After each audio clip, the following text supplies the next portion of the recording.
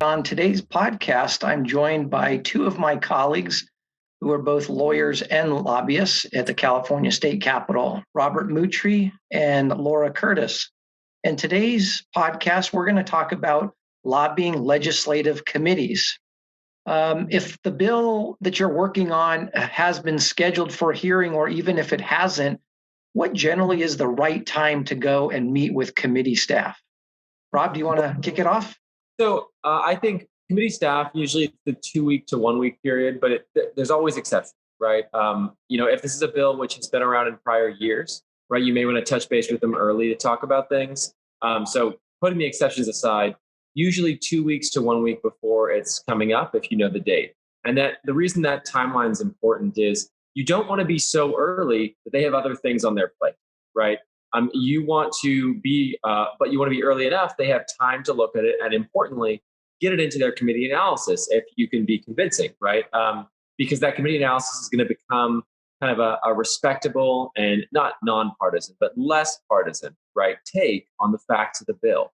So you really want to coach when you go on when they're working on that analysis and when they need it, and you want to ask them the first time, usually 2 weeks, but you want to speak to them the first time early enough to know when do they need it to get into that committee analysis and when they're working on that, because that's the product that you want to make sure you're having an input on with them.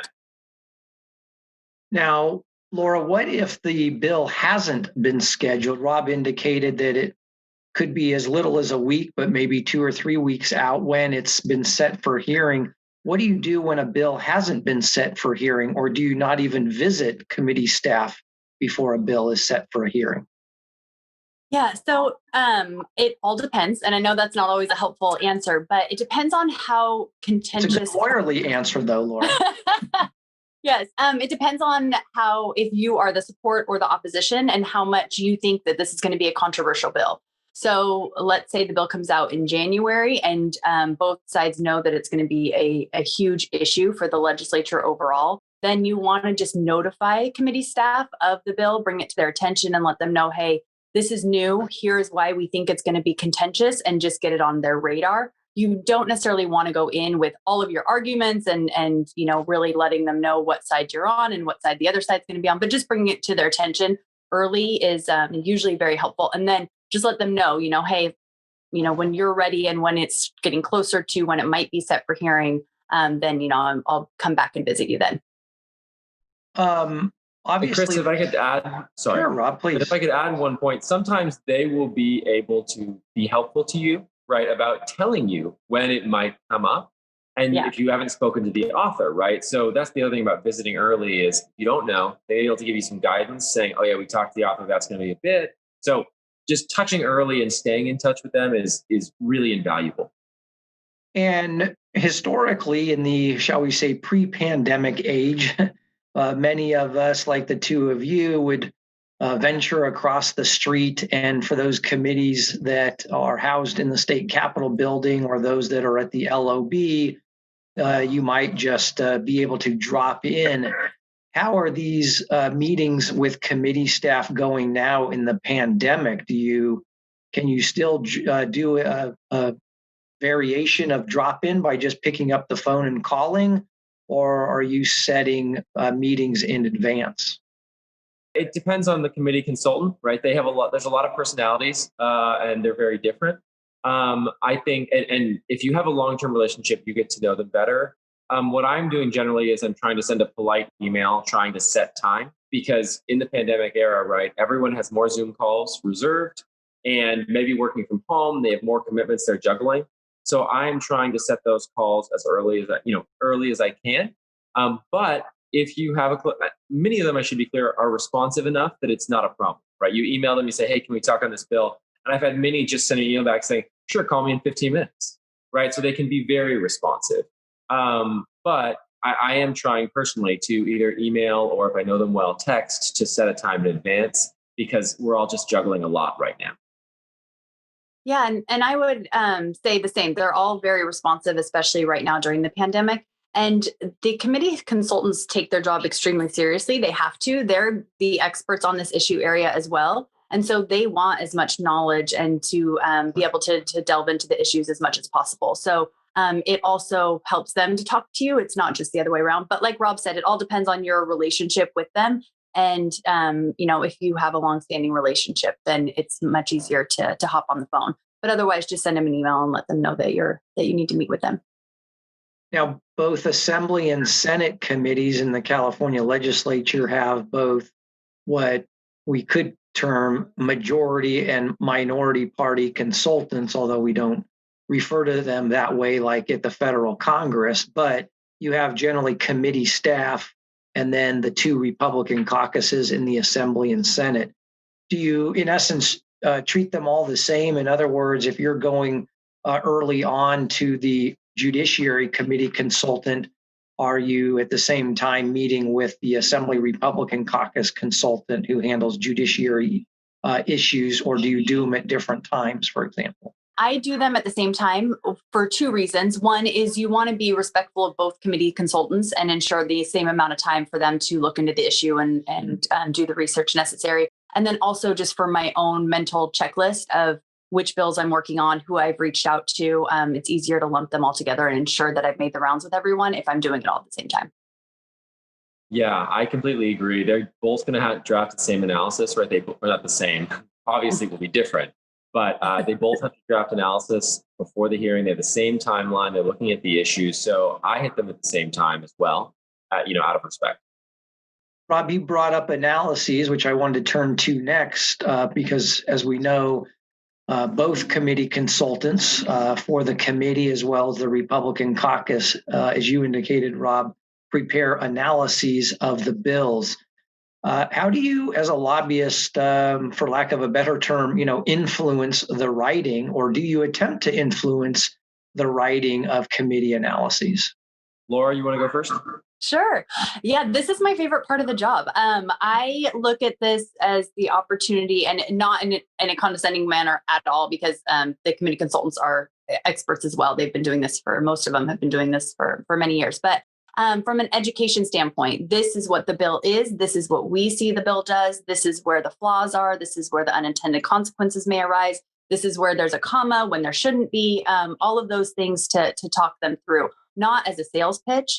They obviously most of the time know which associations or which lobbyists are going to be on which side, but really as a walkthrough of and as a conversation as well, because they're going to have the institutional knowledge on the issue as well and be able to push back on what we or I may see as flaws and be able to help us in the analysis of the issue. And so it is good to, if you can, to create these relationships and have the time. And when you schedule these meetings, to allow for some time to really talk through it so that you can provide feedback and they can as well. Laura, let me just clarify. So are you distinguishing between education and advocacy, in the sense that education is, what this bill does and how it impacts your clients or members, versus you're advocating a support or oppose? The two for me usually run side by side because as I point out the issues with the bill, a lot of times in an opposition role, but as I'm pointing out the issues with the bill, it is advocating why we are opposed, if we're opposed to the issue.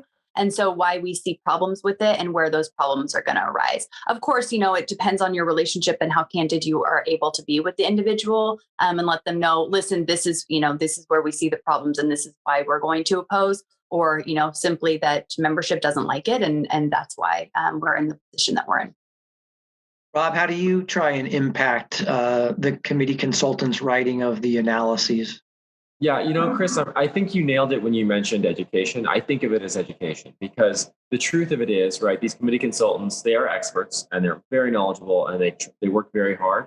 But they have a lot of bills, and any given bill, those of us who've worked in litigation or in the legal profession separately right now, you could spend weeks or months analyzing the changes that one thing will do, right? And these people have so many laws happening so fast. So I really view it as an education to say, listen, I know you're looking at these elements, but have you considered these other elements? And I try to always bring the information I can to change that, because their analysis, they've got to work on a lot of these. They got to get them all done by a deadline. They got to ship them out. They don't have time to put in the kind of informational deep dive that you as either a proponent of a bill or a long-term opponent will have had time to do, right? And so that's the place where you can bring that information to them to hopefully be something that they will consider and maybe agree with in their analysis. They may disagree, and I've had committee consultants actively disagree with my arguments and put in their analysis why I'm wrong, which is never nice. And usually I disagree with them still, right? I don't, but that's your job, to bring that information to them and get it in the analysis. Like I said earlier, the analysis will follow you, right? The analysis will be something where in every lobbying visit after this committee, when you get to the floor, lobbying on this committee and later on the floor and in the next house, the kind of nonpartisan or more neutral analysis from this committee member is a huge document that everyone will look at. So it's very important to try to shape that and get information in. And what? Oh, I'm sorry, Laura. I was just going to let Rob know he's not alone. So what items do you bring to those meetings? Are there things that you hand to the consultants, or do you just talk through your concerns or your support arguments? So is there any written material that you delivered to the consultants? I'll bring position letters, anything that I've drafted, any case law. The actual printed case is always helpful if it is a case on either side of the argument. And then any other additional material, previous letters, previous bills that are going to impact this, or if this was tried before. Really anything I've used in my research that I think would be helpful to them, I do try to bring. Oftentimes they have already done that, so they do have a lot of the research as well. But that way, I can just try to make anyone's job easier.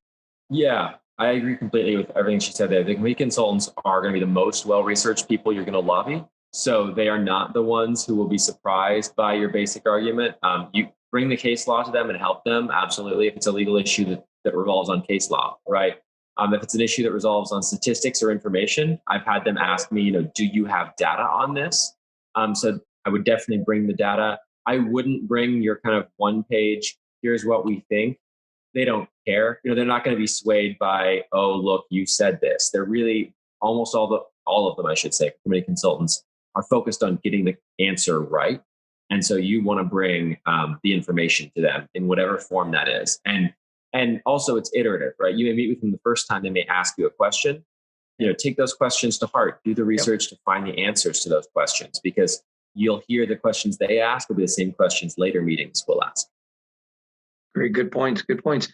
What do you do if either the committee or Republican consultant is proposing amendments to your bill? How do you respond to that? Are you generally given a heads up, if you will, by the consultants that they're proposing amendments to your bill, or are they surprises?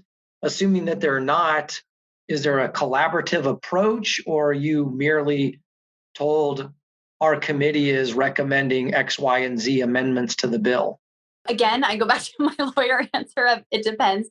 Oftentimes we're given as much of a heads up as the committee consultant can give. The amendments are, going to go through the author, and then they're going to go through the author sponsor, and then they're going to be, put to the committee consultant. If the committee consultant is proposing their own amends, then they will usually discuss that with the author and the author sponsor as well.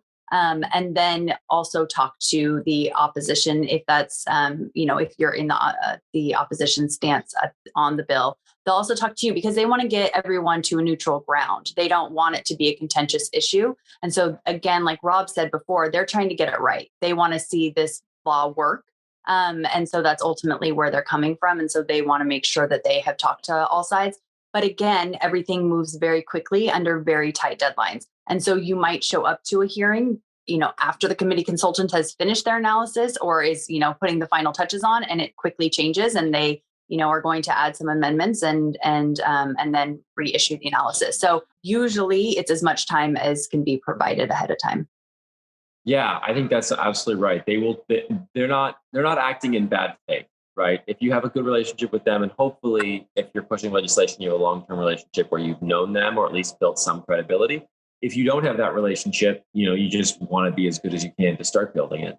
But yeah, in my experience, many times the committee amendments they're doing their best to actually be helpful, right? Hey, listen, you drafted this, but you didn't take into account this other code section references here. We're going to fix them, right? So they will be upfront, as you said, they'll talk to the author and they'll go through there. But it depends a lot on, like I said, on the individual consultants, as Laura said, and your relationship with them. But broadly speaking, they're in good faith, and just have as many conversations as you can, and it will work out. Let's turn to the members, the elected officials, the legislators themselves of the committee. So sort of going through a similar review, what's the best time to meet with the committee members? As you go to each kind of level of this, the trend is you meet with them closer to the event. The meetings are briefer and less substantive, right? And there are exceptions, but broadly speaking, right, you're going to meet with the members a little bit after you've met with the consultant, because the members, if they're voting every week, right, in committee on different bills, if you meet with them more than a week beforehand, the members are going to say, wait, and they'll ask you to your face, is this coming up this week?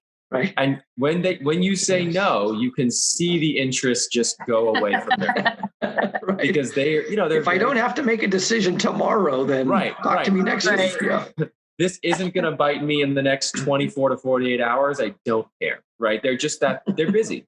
So you can meet with their staff more than a week early, perhaps, and to, flag the issue ahead of their staff, because you always want to meet with members' staff and lay the groundwork there. They have more time, and the members rely on them to differing degrees, some more than others. But for the members themselves, I think you want to, within a week coming up to that vote, is the time they're going to start caring. And I would not do it, as much as you can, I would do that before the last day or two.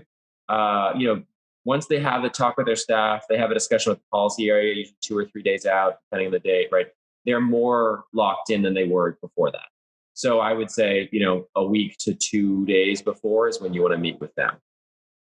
And might you, Laura, might you have some follow-up visits after that initial meeting, or is this a case of where you just essentially get one shot with the elected official? So I try to do a longer meeting with the member and their staff to, again, kind of educate them, let them know what the issue area, what's going on with the bill and why we're, you're on the side that you're on. And then a follow-up meeting right before the hearing. I would say at least, I'd say about 2 days before the hearing. That way it's fresh again in their mind, but you still have a chance to be a little persuasive. The only exception I would say is for the chair and the vice chair. The chair and the vice chair, I do try to meet with their staff, not right after meeting with the committee consultants, but kind of around that time. And then additional follow-ups with those two, because they're going to be the most influential in what happens during committee. Well, that comment leads me to a question that I did want to raise. Do either of you think that there are differences in your lobbying the committee chair and or vice chair versus the remaining members of the committees, or are all those meetings the same? For me, they're different. Yeah. I just tend to spend more time with the staff or the member as the chair or the vice chair. They're usually they're obviously going to be leading the hearing, and then they're usually the ones that would jump in with questions first. So if there's questions that I need asked or questions that I would like asked, things that need to be pointed out, then those are the individuals that I would go to. And then they just tend to be to dig into the issue a little deeper because they have to, and have closer relationships with the committee consultants. And then the other members, definitely show an interest, and the staff is very interested in the issue area, but they just might not have as much time because they have so much else going on. Yeah, I think that's all correct. And I'd like to circle back and add something to the prior question, if I briefly could, in a post-talk way, which is that there's also an interlocking element to this, right? You're going to do initial meetings with people, and they will ask you where their colleagues are, and they'll also ask you what the developments were. So you do want to, more than one meeting lets you answer those questions and update them on what the chair or the vice chair or their colleagues are doing. And they all, nobody wants to be the one person out in front. So if you can tell them, no, your colleagues are all on board on this, here's where they all are, they all feel better, and you're more likely to get what you want. Also, you're showing your value as someone who's bringing information to the table. And that's really where I think where the lobbyist is best, is when you can develop that position where people trust you to bring them information and you're helping the legislature and their staff do their job. Then to your question about vice chair and chair, yes. I think you do lobbying differently. Laura nailed all those points. I won't repeat them. The only one thing I would add is the vice chair and chair, remember, will rely on the committee staff a lot. So many times I've gone in to meet with their staff member who's assigned to the whatever area it is, and they'll just say, have you met with the committee consultant? Okay. Chair's just going to talk to them. So, you do want to touch that office, but if they were to tell you, basically go talk to the committee consultant again, you want to be able to say, yep, already did that. We've taken care of it. I'm just touching the base. And your point there is that in some legislative offices, while the members, the legislators' personal staff may have the same subject matter as the committee that he or she is chairing under their jurisdiction, they may, if you will, punt to the committee staff as the lead advisor for their legislator on all things that come before that committee. Exactly. Well stated. Yep. And let me, you made a point about the chairs and vice chairs recommending something. I think we can all figure out if the chair is recommending the same position that your client has on a bill, then obviously you're going to utilize that to your benefit and let all of the chair's colleagues know, hey, your chair is recommending this vote on the bill.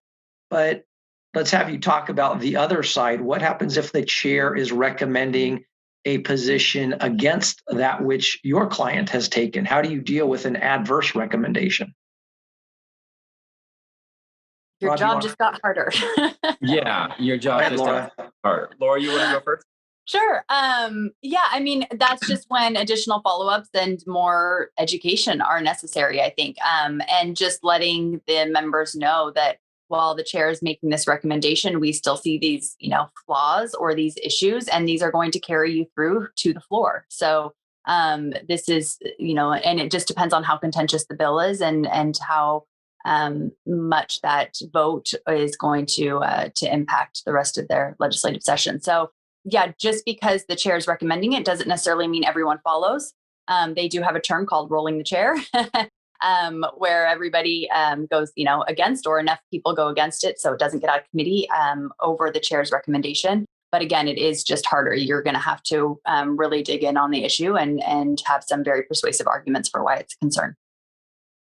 Yeah, I think Laura nailed that. I would distinguish, it depends a lot on if you are actively pushing a bill, right, or if you're opposing a bill.